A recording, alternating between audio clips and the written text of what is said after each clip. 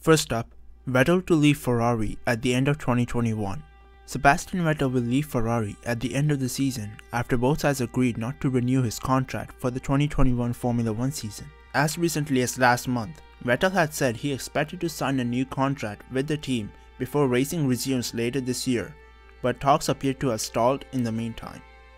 According to the Italian press, Vettel had been offered a one-year deal on a reduced salary, which may have also marked him out as a number 2 driver to teammate Charles Leclerc, who recently signed a 5-year deal with the Italian team. The news leaves Vettel facing an uncertain future as drivers at top F1 teams appear unlikely to become available in 2021, unless Lewis Hamilton shocks the sport by leaving Mercedes.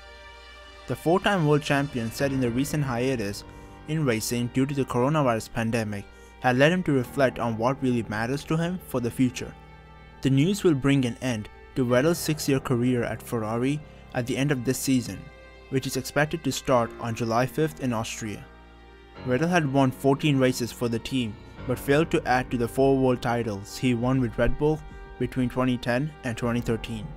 He had initially joined Ferrari with the aim of emulating his childhood hero Michael Schumacher, who won 5 titles in red in the early 2000s.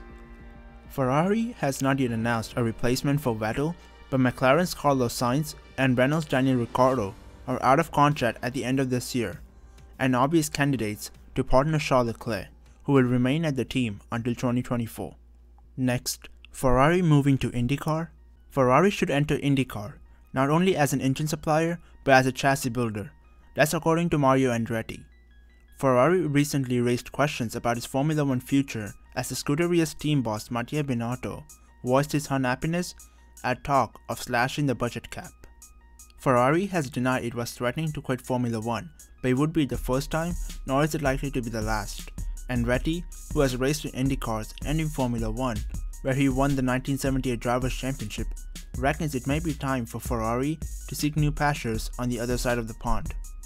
But in order for that to happen, the IndyCar rules will have to change, as at present all the chassis are built by Dallara, while only Chevrolet and Honda supply engines. McLaren is the only team that competes in both IndyCar and Formula 1, and this season, McLaren will contest a full IndyCar series, its first entry into an American Open Wheel Championship since 1979. The British company will contest the season in a partnership with Schmidt Peterson Motorsports in a venture officially titled Aero McLaren Racing SP. Next up, new team in F1 in 2022. Panthera Team Asia, with an Asian-backed operation with a base in the UK, stated its intention to become a new Formula 1 entrant at the end of last summer. Its hopes of joining the World Championship in 2021, when the new rules were originally due to begin, were obstructed by Formula 1 Managing Director Ross Brawn's announcement last August that prospective entrants would have to wait until 2022 at the earliest. Panthera Team Asia boss Benjamin Durand said in an interview that this delay and subsequent world health crisis had not put an end to the organization's efforts to break into Formula 1. Durand, who formerly ran Russian entrant SMP Racing's French-based sports car squad, stressed that the uncertainty over the future of Formula 1 meant that Panthera's plans remained fluid.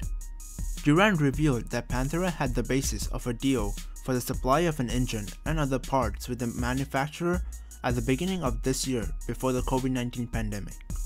Were the team to be able to put together a complete project, it would be able to take advantage of the new F1 cost cap, which is due to come into force next season. But it is understood that Formula 1 is still yet to hold any formal talks with prospective teams over joining the grid for the 2022 season. Any prospective new team would need to go through a tender process overseen by the FIA if they were to join the grid. A tender inviting application for potential new F1 teams was last issued in 2015, but the 2 proposals received were not deemed to have met the FIA's required criteria. Lastly, Williams appoints Simon Roberts as F1 Managing Director. Roberts will join Williams on 1st June to oversee the team's F1 technical, operations and planning functions, as well as racing and factory operations. He will also take overall responsibility for the car design and development process. Roberts arrives at Williams with almost 20 years of experience in F1, the majority of which has been served at McLaren. where he started as operations director and general manager in 2003. After one season at Force India in 2009 as chief operating officer, Roberts returned to McLaren in 2010 in his previous role before being promoted to chief operations officer in 2017. He left McLaren in early 2019. Roberts' arrival comes as a boost to Williams' senior leadership team, which has been largely unchanged since the departure of Chief Technical Officer Paddy Lowe last June.